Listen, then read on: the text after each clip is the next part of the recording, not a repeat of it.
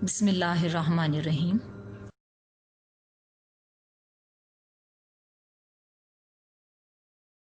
अस्सलामुअलैकुम अज़ीज़ तलबा, मैं आपकी उर्दू की टीचर समाना हैदर आपसे मुखातिब हूँ।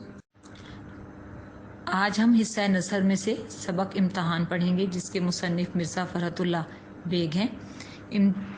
इम्तिहान सबक जो है ये एक मज़मून है जो मज़ाहिया मज़मून है और मिर्ज़ा फ़रहतुल्लाह बेग ने नहायत मज़ाहिया शुस्ता अंदाज में इसमें इम्तिहान के बारे में हमें आगाह किया है कि वो इम्तिहान को किस नुक्ता नज़र से लेते हैं।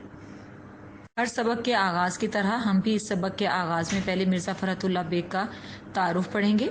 उनकी पैदाइश 1883 में हुई और इंतकाल 1947 में हुआ।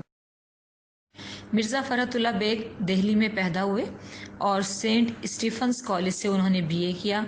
ज़माने तालिब इल्मी से ही ड्रामे और क्रिकेट खेलने का बहुत शौक़ था। 1970 में हैदराबाद दक्कन चले गए। पहले महकमा तालीम और फिर महकमा अदालत से वाबस्ता रहे। तरक्की करते करते होम सेक्रेटरी के ओहदे तक पहुँचे, जहाँ से रिटायर हुए और पेंशन हासिल की। उन्होंने हैदराबाद दक्कन में ही वफ़ात पाई। मिर्ज़ा फ़रहतुल्लाह बेग का अंदाज़े तहरीर जो है वो सादा और पुरलुत्फ़ है। आपको अल्फाज इंतहाई सादा मिलेंगे और ऐसे अल्फाज जिन्हें पढ़कर आप खुद ब खुद हंसने पर मजबूर हो जाएंगे। बड़े शुगुफ्ता अंदाज में दिल्ली की ख़ास ज़बान में लिखते हैं।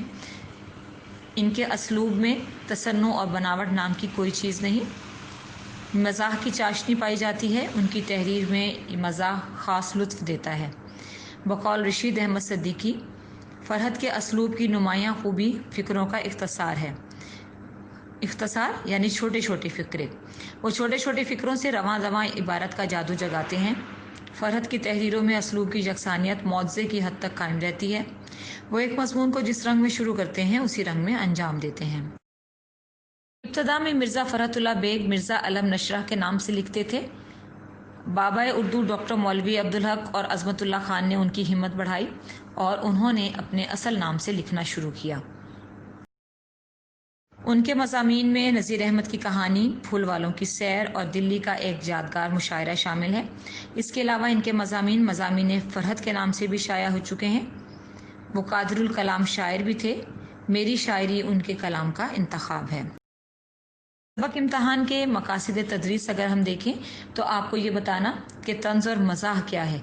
बच्चे, तंज़ और मज़ाह एक ऐसा मज़ा है जिसमें आप किसी की दिल आज़ारी का बाइस नहीं बनते, बल्कि इंतहाई पुरलुत्फ़ अंदाज में, शगुफ्ता अंदाज में आप अपनी असल बात जो पहुंचाना चाह रहे हैं, जिस मकसद की वजह से आपने ये मज़मून लिखा है, वो भी पहुंचा देते हैं और किसी की दिल आज़ारी भी नहीं होती।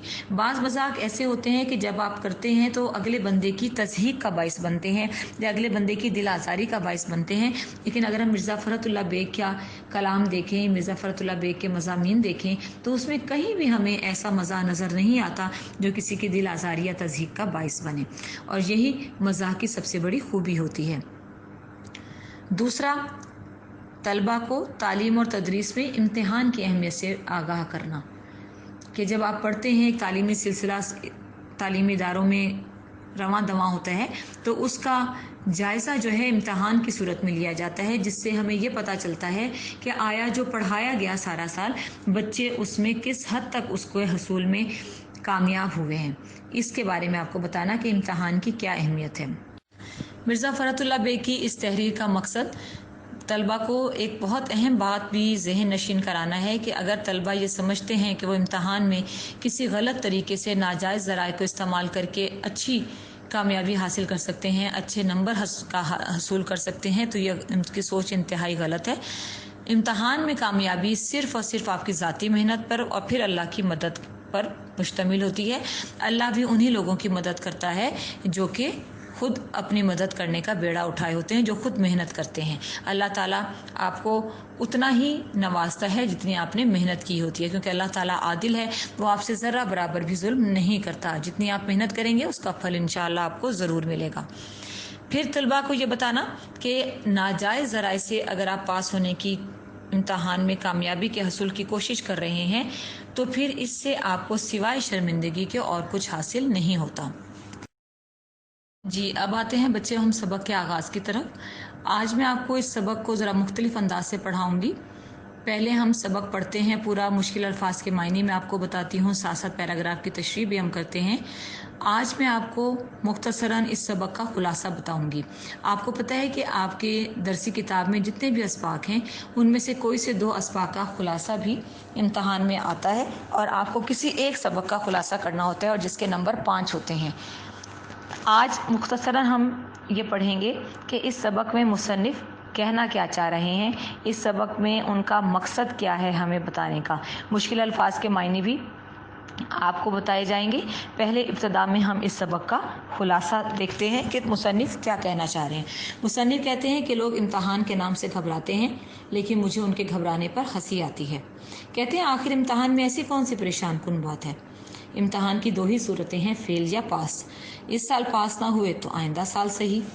जो ही इम्तहान के दिन करीब आते हैं वो कहते हैं कि मैं अपने हम जमातों को देखता हूँ तो उनमें से कुछ ऐसे हैं जिनके हवास बाख्ता हो जाते हैं, वो परेशान हो जाते हैं और कुछ की शक्ल कमज़ोर हो जाती है, लेकिन वो कहते हैं कि मुझ पर इम्तहान का रत्ती बराबर ज़रा बराबर भी असर नहीं होता।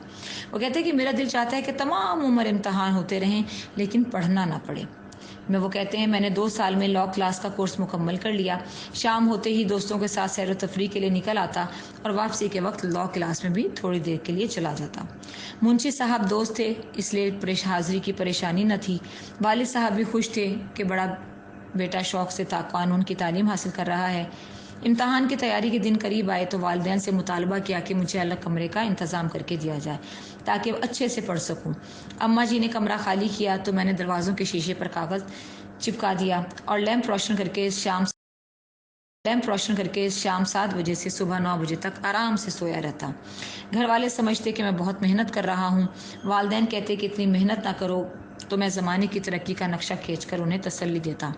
इम्तहान के दिन करीब आ गए तो मैंने एहतियातन घर वालों को कह दिया कि मेरी तैयारी मुकम्मल नहीं, अगर फेल हो गया तो मेरी जिम्मेदारी ना होगी।